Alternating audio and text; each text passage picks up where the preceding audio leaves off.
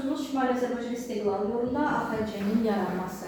İlk önce biz Çarizm devrilməsi 97-ci hadisələrlə başladıq. En son dedik ki 1918-ci ilin mart ayında ne keçirilmişti? Mart soyqırımı keçirilmişti. Ve Mart soyqırımından sonra Azərbaycan xalqı Rusiyanın tərkibində muxtariyət istəyir. Amma Mart soyqırımından sonra bu fikirdə neynədir? Vaz keçdi və artıq müstəqillik ideyaları formalaşmağa başlayır.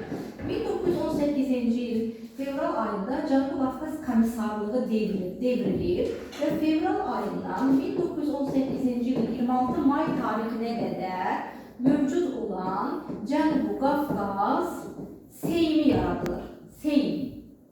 Seyim qanunverici funksiyanı özündə həyata keçirirdi. Keçmiş müəssislər məclisinin hansı ki o yanvar ayında qovulmuşdu, onun üzvləri tərəfindən formalaşdırılmışdı. Seyimdə 3 əsas fraksiya var idi. Müsavatdaşlıq və deməli Gürcü fraksiyaları. Ən çox Azərbaycanlılar, yəni müsavatçılar vardı. Burada Azərbaycan fraksiyası 44 millət-vəkili ilə təmsil olunmuşdur və Azərbaycanlılara başçılıq edən Məhəmməd Əmin Rəsulzadə idi. Rəsulzadə. Dediyim kimi, Zaqafqaziya Seymi bu üç xalqı təmsil edən qurum kimi fəaliyyət göstərirdi. Sovet hakimiyyətini isə tanımaq istəmirdi. Onlar demokratik Rusiyanın qurulmağını istəyirdilər. Elə bu arada Birinci Dünya müharibəsindən çıxan Rusiya 1918-ci ilin 3 mart tarixində Brest-Litovsk sülhünü imzalayır. Kimlə imzalayır bunu? Deməli, Rusiya Almaniya ilə imzalayır və Almaniyaya təslim olur, müharibədən çıxdığını deyir. Bu müqavilənin şərtlərində həm də o var idi ki, Almaniya Rusiyadan tələb edirdi ki, 1877-78-ci ildə Osmanlı'nın apardığı müharibədə qalib gəlmişdir. Həmin o müharibədə qalib gəlib ərazilər ələ keçirmişdir. İndi onu təzədən Osmanlıya qaytarmalıdır.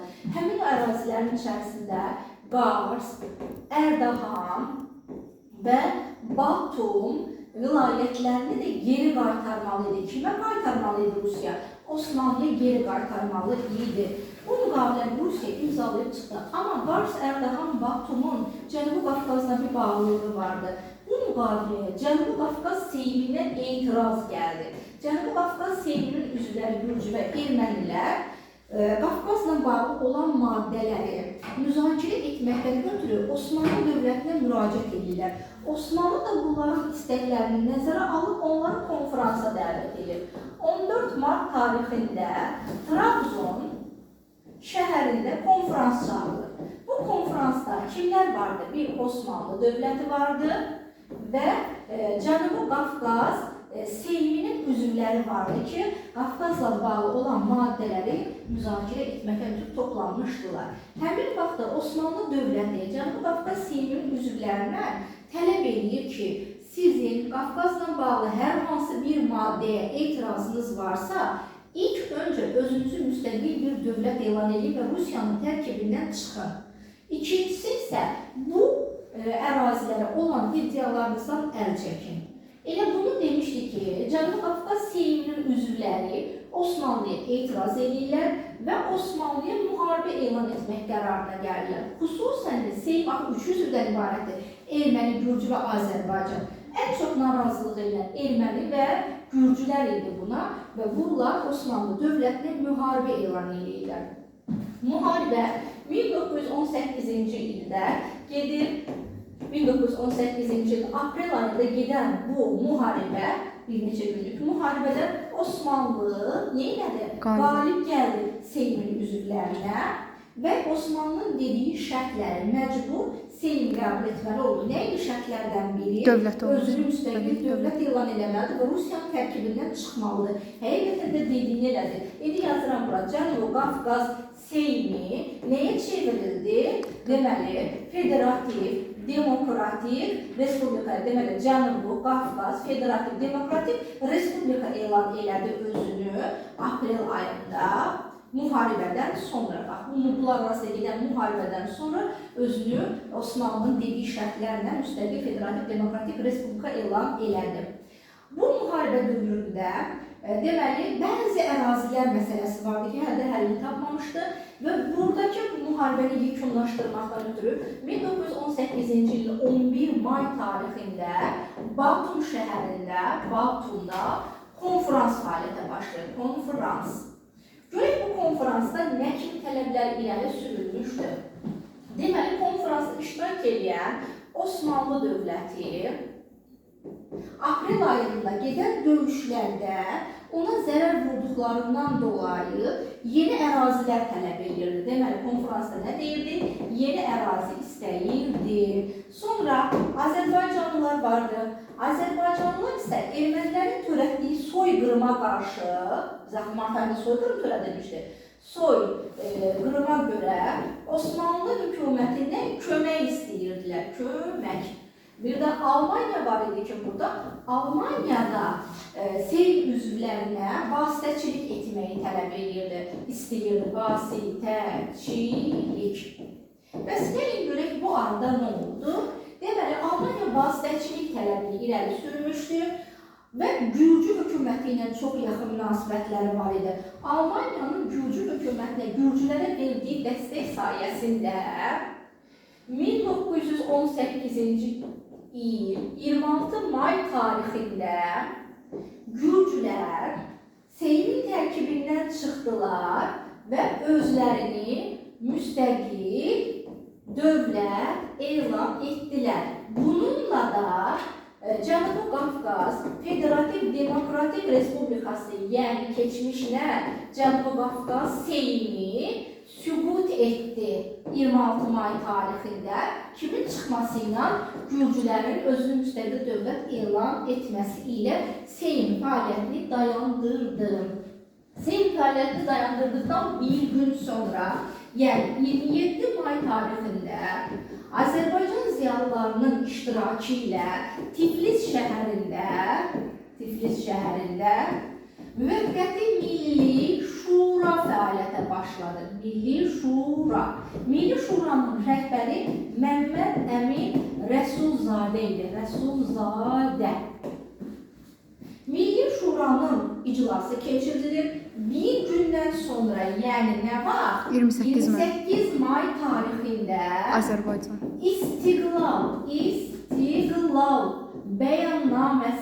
Bəyannaməsi adlanan sənədimiz qəbul olundu və bu sənədə əsasən Azərbaycan ərazisində nə yaradıldı? Azərbaycan Xalq Cümhuriyyəti yaradılmış oldu və bizim azadlıq günəşimiz dediyimiz Azərbaycan Xalq Cümhuriyyəti 1918-ci ilin 28 may tarixindən 1920-ci ilin aprel ayına qədər mövcud olmuşdur.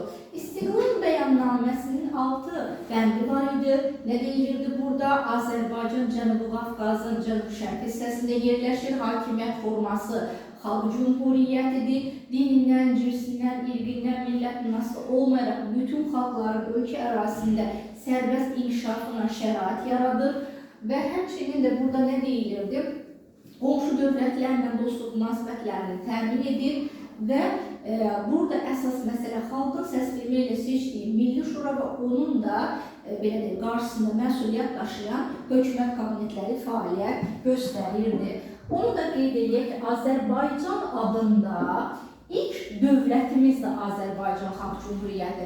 Bundan əvvəl bizim çoxlu dövlətlərimiz vardı ərazimizdə. Manna vardı, Atropatena, Albaniya, Şirvanşah, Sacil, Eldəniz, sonra Qaraqoyna, Ağqoyna. Amma Azərbaycan adında ilk dövlətimiz və birinci respublikamız hansıdır?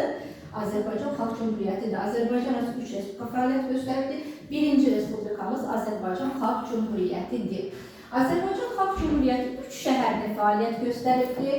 Tiflis, Gəncə və Bakı şəhərlərində ilk öncə Tiflisdə elan olunmuşdu və Azərbaycan Xalq Cümhuriyyətinin Tiflis dövrü 1918-ci il 28 mayından 16 iyununa qədərdir. Gəncə dövrü 1918-ci ilin 19 iyunundan Bakının azad olunmasına qədər, yəni 17 sentyabra qədər 1918-ci ilin 17 sentyabrından artıq hökumət köçür Bakıya güz dağılmasına qədər, yəni 1920-ci ilin aprel ayına qədər Bakıda fəaliyyət göstəribdir. Azərbaycan Xalq Cumhuriyyətində 5 hökumət kabinetimiz fəaliyyət göstəribdir.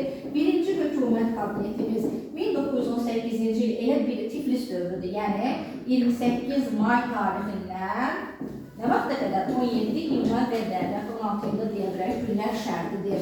İkinci hökumət kabinetimiz Gəncə. 1918-ci ilin 19 iyunundan deməli, nə vaxta qədərdir? 7 dekabra qədər. Sonra üçüncü hökumət kabinetimiz 1918-ci ilin dekabrından 1919-cu ilin aprel ayına qədərdir.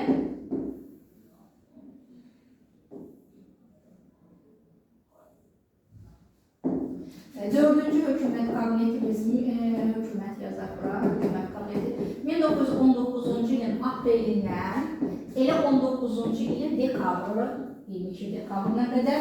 Beşinci hökumət kabinetimiz isə 1919-cu ilin dekabrından, yəni 24 dekabrının 1920-ci ilin 30 mart tarixinə qədərdir.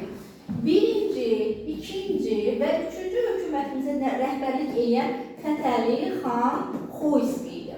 Xoyski. 4 və 5-in rəhbəri isə Nəsif bəy Yusif bəyli idi. Siz mənə deyin, Nəsif bəy Yusif bəylinin adını harada eşitmişdik biz bugünkü dərsdə? Gəncədə fəaliyyət göstərən Türk Ələm Mərkəziyyət Partiyasında o qurmuşdu. Yoldaşlar, hökumət kabinetlərini dedik, indi keçib Azərbaycan Xalq Cumhuriyyətini tanıyan ilk dövlətə 4 iyun tarixində Batumda sülh müqaviləsi imzalanır. Buna Batum sülhü deyirlər, Batum konfransı da var, Batum sülhü də var. Bu sülhü kim imzalamışdır? Azərbaycan Xalq Cumhuriyyəti ilə Osmanlı hökuməti imzalamışdır və bununla da Azərbaycan Xalq Cumhuriyyətini ilk tanıyan dövlət AXC idi. Daha doğrusu Osmanlı AXC-ni ilk tanıyan dövlət idi və bir də bu müqavilənin 4-cü bəndinə əsasən lazım gələrsə ordusu ilə ona köməklik etməyi Osmanlı bizə söz verirdi. Osmanlı ilə belə yaxınlaşdığımızı görən Gürcü hökuməti bizim Tiflisdən çıxmağımızı tələb edir. AXC ilk vaxtlarda Tiflis şəhərində fəaliyyət göstərdi və belə olan halda birinci hökumət kabineti istefa edilir və Tiflisdən köçür. Tiflisdən sonra hansı şəhərə gəlmişik? Paytaxtımız olan bəli. 1918-ci ilin iyununda artıq hökumət hara gəldi? Gəncə şəhərinə gəldi və bununla da artıq Gəncə dövrü başlayır.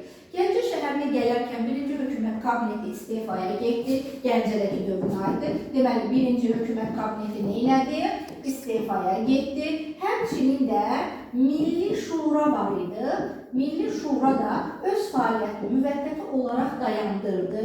Birinci hökuməti əvəz edən ikinci hökumət kabineti, deməli, ikinci hökumət kabinetimiz artıq 19 iyundan fəaliyyətə başlayacaq Gəncə şəhərində və ikinci hökumət kabinetinin həm də qarşısına belə bir şərt qoyulmuşdu ki, 6 ay müddətindən gec olmayaraq neynəməlidir? Müəssislər məclisini çağırmalıdır. Deməli, ikinci hökumət həm də neynəməlidir? Müəssislər məclisini çağırmalıdır. Amma müəssislər məclisi çağırılana qədər, axı Milli Şura da yoxdur. Ona görə də hökumət kabinetimiz tək icra edici səlahiyyət deyil, həm də qanun verici səlahiyyəti var idi. Normalda hökumət kabinetləri icra edici səlahiyyətdə olurlar. Milli Şura, parlament və ya da müəssisəməsi bunlar qanun verici səlahiyyətdə olurlar. Amma ikinci hökumətin vaxtında bunlar olmadığından dolayı ikinci hökumət həm də hansı səlahiyyət həyata keçirirdi? Qanun verici. Deməli, bir tək ikinci hökumətimizdir ki, AXC dövründə qanun verici səlahiyyəti də oldu. Həmçinin də ikinci hökumətin çox önəmli bir məsələni həll eləməli idi. Bu nə məsələsi idi? Bakını azad etmək. Baxın, Mart soyqırımından sonra Bakıda tamamilə bolşeviklər hökumətdə qurmuşdu. Bakı XKS-də fəaliyyət göstərdi. Bakı heç cürə girə bilmirdi. Bakını azad eləməli və bütün Azərbaycanda öz hakimiyyətini yaymalı idi. Amma Bakını azad etmək üçün mütləq kimdən mübarizə aparmalıdır? Sovetlərin qüvvələri ilə Bakıdakı qüvvələrlə mübarizə aparmalıdır. Azərbaycan Xalq Cümhuriyyətinin ordusu da hələ təzə formalaşırdı. Ona görə bizə mütləq kimin köməyi lazım idi? Bizə kömək etməkdə hansı müqavilədə söz vermişdi? Batumda söz vermişdi. Doğrudur. Ona görə də Osmanlı öz verdiyi sözə, belə deyək də, sadiq qalaraq öz qoşunlarını Azərbaycana göndərir. Amma buna Almaniyanın və Rusiyanın etiraz edəcəyini bilirdi. Ona görə də Osmanlı qoşunları ilə AXC-nin qüvvələri birləşdiyi zaman adı dəyişdi, oldu nə? Qafqaz İslam Ordusu. Qafqaz İslam Ordusu deyəndə yadınızda qalsın ki, Osmanlı və Azərbaycanın birləşmiş qüvvələrdir. Çünki direkt Osmanlı bizi öz qoşunlarını göndərəndə problem ola bilərdi. İndi Qafqaz İslam Ordusu ilə Bakıda yerləşən Sovet qüvvələri arasında Bakını azad etmək uğrunda döyüşlər başlayacaqdır. İlk öncə Qafqaz İslam Ordusunun Azərbaycandakı fəaliyyətinə maneçilik törətməkdən ötürü Gəncə üzərində hücumlara keçirdi.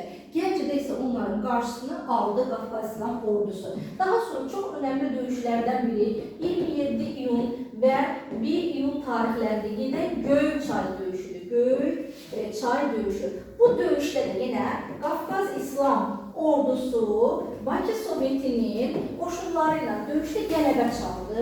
Bakı Sovetinin qoşunlarını məğlub elədi. Artıq Bakı Soveti görür ki, bacara bilmir, yəni gücü çatmır. Ona görə də köməklər istəməyə başlayır.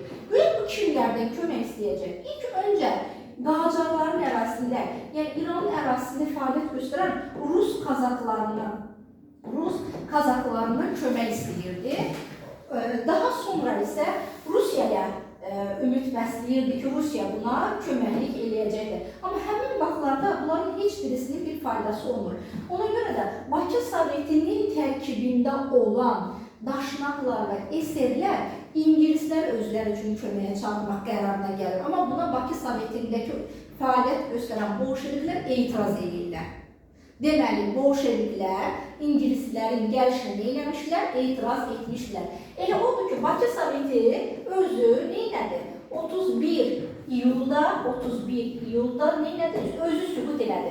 Yəni, Bakı Xalq Komissarları Soveti nə vaxt yaranmışdır? Mart soyqırımından sonra, yəni 25 aprel tarixində yaranmışdır. Və nə vaxt sübut elədi? 31 iyul tarixində sübut etdi, getdi. İndi onun tərkibində olanlar, eserlər, menşeviklər, bir də daşnaqlar. Dedim ki, kimi köməyə çağıracaqlar? İngilislər. İngilislərin gəlişi görək nəyə səbəb olacaqdır? 1 avqust tarixində Bakı XKS-dən sonra Bakıda əlində saxlamağa cəhd göstərən avqustunda yaranmış Sentro-Kaspi diktaturası idi. Deməli, Bakı XKS-dən sonra Bakıda fəaliyyət göstərən orqan hansı idi? Sentro-Kaspi diktaturası idi. Bu da kimi köməyə çağırmışdı? İngilisləri köməyə çağırır. Bunların hamısının etmək istədikləri nədir? Hansı şəhərin? Bəli, Qafqaz Ordusunun əlinə keçməyə imkan verilmir? Bakı idi. İngilislər gəldilər. Amma gələrkən sayları çox az idi. Sentro-Kaspi bunları görüb üzüldü ki, yəni biz bu qədər az sayda əskər gözləmirdik, döyüşçü gözləmirdik. İngilislər də gələndən sonra görür ki, Qafqaz ordusu çox qüvvətlidir və çox israrlıdırlar Bakını almaqda. Ona görə bir ara geri çəkilmək istəyir, amma nəsə mübarizə davam edir. Bəs Bakı XKS-ni keçirmiş üzvlər, yəni bolşeviklər nə işlə məşğuldur həmin dövrdə? Bolşeviklər də silah, sursatı götürüb qaçmaq istəyirlər. Həştəxan vasitəsilə çıxıb getmək istəyirlər. Həmin arada Sentro-Kaspinin üzvləri bunları tuturlar və həbs edirlər, silah sursatlarını alırlar. Onları hətta fəraitə günahlandırırlar ki, silah sursatı götürüb hara gedirsiniz. Bunların ən yaxşı işi keçmiş bunun üzvlərini cəzalandırmaq oldu, belə deyək. Sentro-Kaspi diktaturası Qafqaz İslam Ordusu ilə qarşı-qarşıya gəldi. Sentro-Kaspi diktaturası və Qafqaz İslam Ordusu. Həmçinin bunlara dediyim kimi kim köməklik edirdi? İngilislər. Bəli, Denis Stervelinin başçılığı altında gələn İngilislər də köməklik edirdi, amma bu köməyin heç bir faydası olmayacaqdır. Başqa Bakının azad olunmasına hansı dövlət maneçilik törətmək istəyirdi? Sovet Rusiyası bu dəfə Almaniya ilə danışığa girmişdi ki, Almanlar Osmanlıya təzyiq göstərəcəklər, Osmanlının Qafqaza girməsinə maneçilik törədəcəklər. Əvəzində isə Bakı neftindən Rusiya Rusiya Almanlara pay verəcəkdi. Amma həmin dövrdə gedən proseslər elə dəyişdi ki, çünki Birinci Dünya müharibəsi gedirdi. Almaniyanın özünün vəziyyəti yaxşı olmadı ki, kiməsə köməklik eləsin. Daha sonra isə Azərbaycan hökuməti və Osmanlının ısrarları var idi. Vəziyyət dəyişdi. Almanlar da köməklik eləyə bilmədi Bakının tutulmamağına görə. Sentrokasmi diktaturası və İngilislər də yardım eləyə bilmədilər və nəhayət Qafqaz İslam Ordusu hansı şəhərimizi azad elədi? Bakı nə vaxt azad olundu? 15 sentyabr tarixində ordumuzun qüvvələri tərəfindən, Qafqaz İslam Ordusu tərəfindən Bakı şəhəri azad olundu. Nə İngilis müdaxiləsi, nə Almanlarla bağlanan müqavilə Bakının qarşısını, tutulmanın qarşısını ala bilmədi. Nəhayət Bakı artıq Azərbaycana geri qaytarıldı və 17 sentyabrdan artıq hökumət kabineti hara köçəcək? Bakıya köçəcəkdir. Artıq ikinci hökumət kabinetimiz hansı şəhərdə fəaliyyətini davam etdirəcəkdir? Bakı. Deməli, bizim yeganə hökumətimiz ikinci hökumətdir ki, ikinci hökumətə aid onları bir də deyilik, hansı səlahiyyəti var idi? Qanun verici. Həm də iki şəhərdə fəaliyyət göstərmişdir. Gəncə və Bakı şəhərində fəaliyyət göstərmişdir. Bəli. Deməli, ikinci hökumətin bir də qayıtsaq, mən bura yazmışdım ki, qarşısında duran mühüm vəzifələrdən biri nə idi? Bakını azad eləmək idi və onu da nə eləmiş oldu? Eləmiş oldu. Yəni, yerini yetirmiş oldu. İndi keçək Azərbaycan Xalq Cumhuriyyətinin siyasətlərinə. AXC-nin siyasəti. AXC-nin siyasətini biz iki yerə bölürük. Bir, daxili siyasəti, yəni bu ölkə üçün gördük, ölkənin içərisində görülən işlərdir. Bir də xarici, yəni hər hansı bir dövlətlərlə kənarda gördüyü işlərdir. Daxili siyasətin özünü də biz üç yerə bölürük. Daxili siyasət, dövlət quruculuğu tədbirləri, dövlət quruculuğu tədbirləri, sosial-iqtisadi tədbirlər, iqtisadi tədbirlər və mədəni elm, təhsil, incəsənətlə bağlı olan içərisində biz sadəcə bugünkü dərs olaraq dövlət quruculuğu ilə bağlı, yəni daxili siyasətin bir qanadını izah edəcəksə, sosial-iqtisadi, mədəni və xarici siyasətlə bağlı olan işlər isə növbəti dərslərdə çox uzun olmasın deyə yorumlayasınız deyə növbəti dərslərdə izah edəcəm. Dövlət quruculuğu ilə bağlı olan tədbirlərimiz nələr idi? İlk öncə biz onu deyək ki, dövlət quruculuğu ilə bağlı olan tədbirlərin içərisində, misal üçün, nə vardı burada? Parlamentimizin açılması var, Milli Şuranın fəaliyyətinin bərpa etməsi var, himn haqqında, bayraq haqqında, sonra ordu quruculuğu ilə bağlı tədbirlərə bax, bu tip tədbirlərin hamısı daxili və dövlət quruculuğu tədbirləri gedir. Biz birinci Hərbi Nazirliyimizdən danışaq. Hərbi Nazirliyimiz. Görək, ilk Hərbi Nazirliyimiz nə vaxt yaranmışdır? AXC dövründə ilk Hərbi Nazirlik elə birinci hökumətin vaxtında yaranmışdır. Və ilk Hərbi Nazirimiz də Xosrov bəy Sultanov idi. Sultanov. Hökumətimiz Gəncəyə köçdükdən sonra hökumət böhranı yaranır və hökumət böhranı yarandığı vaxtı Hərbi Nazirlikdə istifaya gedir. İkinci hökumət artıq yeni hərbi nazirlik yaradacaqdır. Nə vaxt yaranacaqdır? Orada noyabr ayında, deməli 1918-ci ilin noyabr ayında hərbi nazirliyimiz yenidən quruldu. Hərbi nazirlik. Və bu zaman hərbi nazir kim idi? Qısa müddətdə fəaliyyət göstərəcək. Fətəli xan Xoyski. Fətəli xan Xoyski. Sonradan isə Fətəli xan Xoyski həm də hökumət kabinetinin rəhbəri daxil. Sonradan hərbi nazirimiz olacaqdır Səməd bəy Mehmandarov. Əlavə Şıxlanski isə onun muavini olacaqdır. Sonra ordu ilə bağlı başqa işlər nə idi? 1918-ci ildə iyun ayında Gəncədə hərbi məktəb fəaliyyətə başlamışdı. Ordu quruculuğu çox önəmli bir şeydir. Çünki bir dövləti ayaqda saxlayan onun güclü ordusudur. 1918-ci ilin 26 iyun tarixində isə AXC-də artıq nə oldu? Silahlı qüvvələr, yəni ordusu quruldu. Ordu. Bu ordu nə adlanır? Əvvəl Müsəlman Korpusu deyirlərsə, indi əlahiddə Azərbaycan Korpusu adlanırdı. Ordu sıralarında ordumuzda fəaliyyət göstərən insanların ana dilində danışması, onların milli ruhda tərbiyə olunması, savadlanması, hərbi geyimlərin milli ruhda